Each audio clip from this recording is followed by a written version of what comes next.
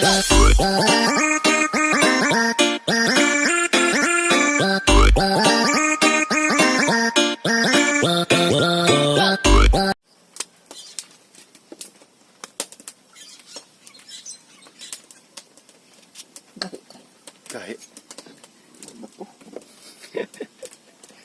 guwang nagsiguro na yun. Hi guys! So welcome back guys sa aking channel. So kasama ko si Tatay, Nanay Andres, kasi magluto kami ng dinuldol na kalabasa. Lagyan namin ng gata ng niyog. So nagbukal na si Nanay ng init tubig. Ayan na, pabukal o init tubig. Tapos nahiwa na ni Nanay yung mga kalabasa, no? Ito yung gagawin namin na dinuldol. Yan, fresh na fresh. Kung nakita nyo po sa aking video last is nag-harvest kami ni Nanay nito. So ngayon ito yung pananghalian namin. Tungara to gamito na, Nay? Tungara ka kalabasa? Kani? Tungara, no? Siya ba? Oo. Tungara? Kana, katudili na to? Di. Oo, kasi malaki po yung harvest namin. So, tunga lang yung, o half lang yung gagamitin namin. Ayan, no? Yung samad. Gahi ang good, no? Ingat po tayo sa paghiwa, no? Ganyan lang. So, ngayon, magkagod sa kunay. Magkagod muna ako ng lubi. Asa man, ani? Ang dahil ginuntan? Ha? Wala pa. Higila ko lang bunot. So, i-plaster ko muna itong kudkuran. Dito natin ilagay yung kudkuran natin. Yan, o. Yan tayo magkudkud. Alam niyo yung magkudkud? Yung magkudkud ng lubi. Susundan. Susundan. Asan ito? Ikuan. Ito. Ito ibutangan sa puno. So, ito yung nalagyan natin ng lubi, no? So, ilagay natin dito para dyan tayo magkudkud. So, ngayon, kuha muna tayo ng lubi. Pumili tayo ng lubi. Kaya hindi ko na, gamay lang. Hindi ko lang. Kani. Ito. Okay na to. Malaki po kasi ito. Kaya, ito yung gagamitin natin. Yan. Ilagay mo natin yung camera. Ha? Di lang siguro na eh. Ikaw, may nindot. Di lang. Nay, gabi ha. Pwede na, iputahin na lang. Harvest? Aw. Taghan? Ato tanawon din nga. Kasi ni buntan. Tawag namin dito, magbunot kami ng lubi. Ingat lang guys kasi kailangan is yung marunong magbunot lang yung ano, kasi yung pag first time ayun.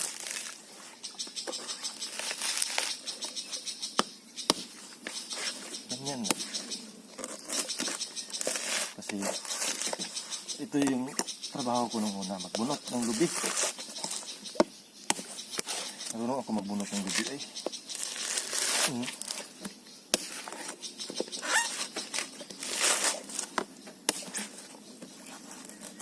I hope hindi ulan ngayon kasi yung araw ngayon parang hindi lumalabas.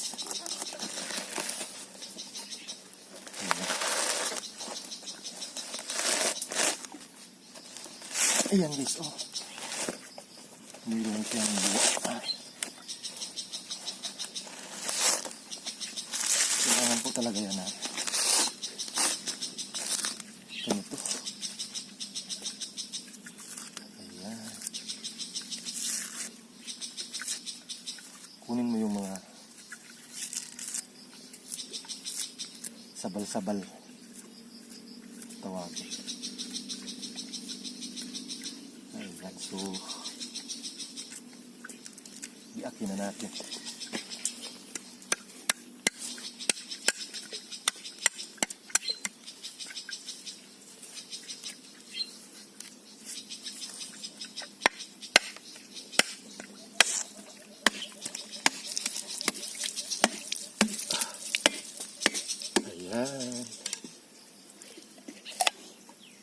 tapos na.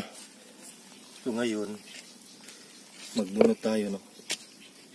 Dito natin ilagay yung camera kasi magbunot tayo. Yan.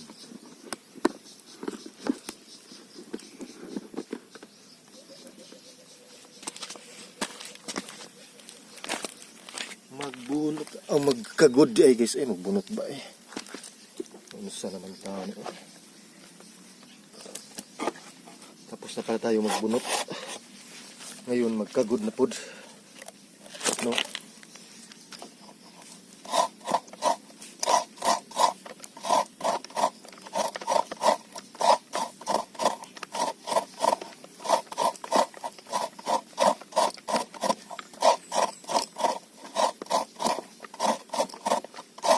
Dali naman sa latanay, no?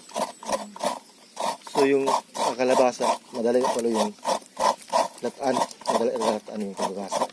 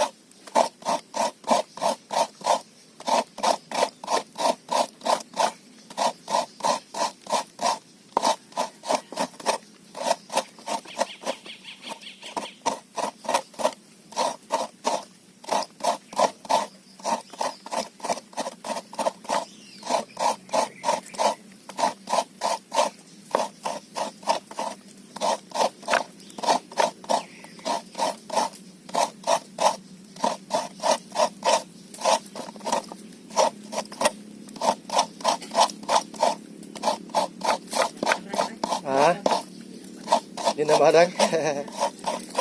Hindi na daw kasya guys yung. Hindi na lang na magutangan ay. Hindi na lang no. Pure na lang. Kasi lagyan sana namin ng gabi. Pero yung saingan namin hindi na kaigo. Hindi na kasya. Kaya huwag na lang namin lagyan. Hindi na lang namin lagyan no.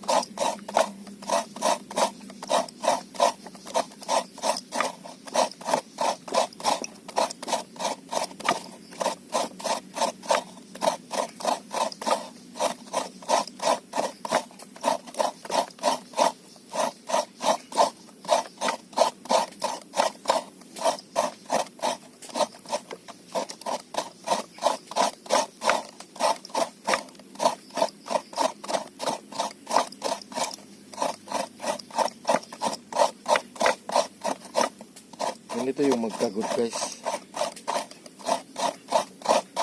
Mano-mano.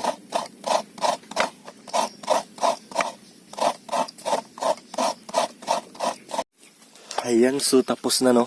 Ito na yung paragata sa niyog. So ilagay na natin doon kasi si nanay na yung mag-process nito. Asan ito na yung gabi? Meron palang gabi si nanay dito sana. Ilagay sana namin dun sa kalabasa pero sunod na lang nay ato sa nalubian nay hinataan yan. Yan dito na yung ilagay ni nanay yung kalabasa. Kailangan po talaga na latain mo na yan or pakuluin mo na ng tubig hanggang lumambot siya. Ayan na po yung kalabasa natin. So pagkatapos nito pag malambot na is lagyan na ito ng tuno.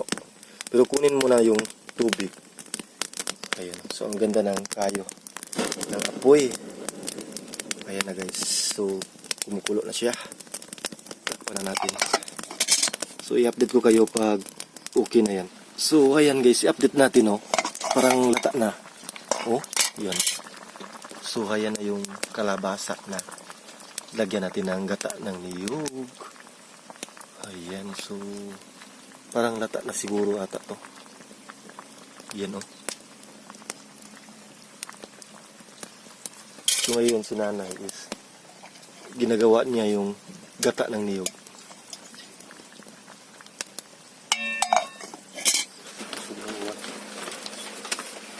So ngayon guys, prepare muna tayo ng mga lamas. So ito yung lamas natin. Luya.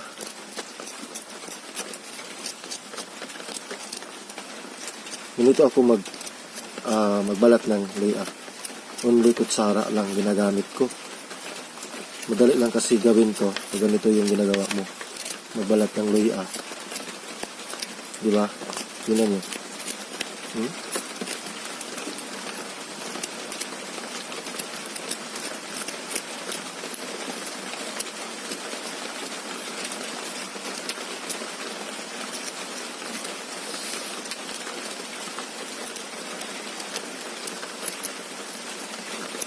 Yan, oh.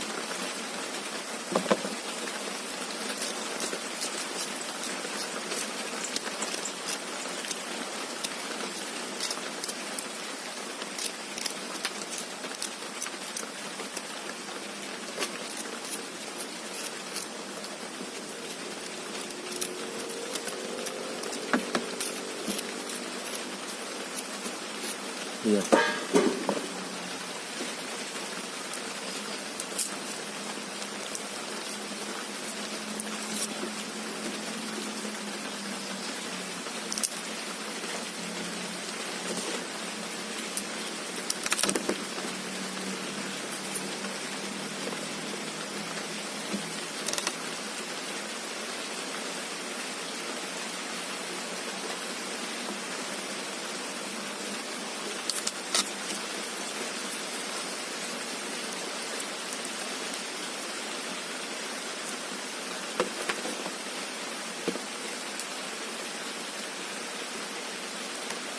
So, ayan guys, ready na yung ating ingredients. Itong luya at saka yung ahos. Ayan guys, so ito na yung gata, no, ng niyog. Ito po yung isabaw natin sa kalabasa. Ayan, ready na po. Yung mga lamas natin, yung ingredients at saka yung gata ng niyog. Ready na po. So ayan guys, lata na yung ating kalabasa. So ganyan po, kunin muna natin yung kalabasa, no, para unsa man na. Wala gani sa ba? Wala na. Kana na lang Kana na lang. Okay. So balik natin dun, nay. Ayan guys, so lalagyan na po na yan ng tuno.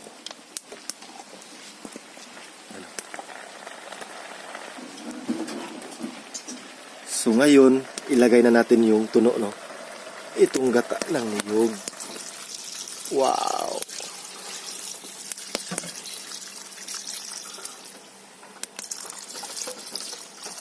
Inakaigo na eh. Aw, okay na siguro eh. Wow, ang sarap nito guys. Ayan. So pag kumukulo na yan, ilagay na yun natin yung lamas.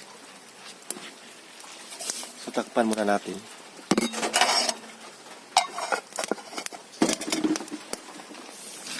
So ayan guys, kumukulo na. Ayan, so ilagay na natin yung ating, ayan, ito sinugba namin. Meron kasi kanina sinugba na isda. Yan o. So muna yan mo isubak yung sinugbang isda. Ayan. So tapos yung lamas. Tapos pag kuha na, timplahan na po ito. Ginataang kalabasa. Ayan.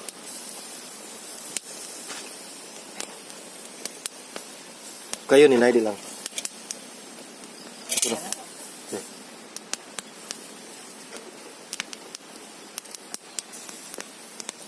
Yan. Ito na yun guys. Ang sarap kaya nito. Wow.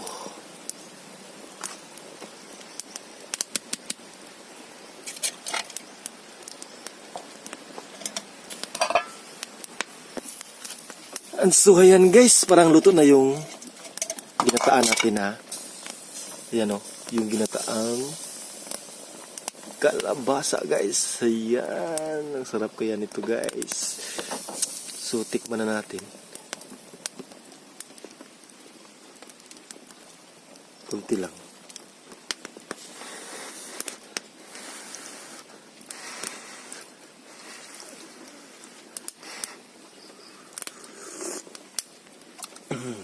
Sarap.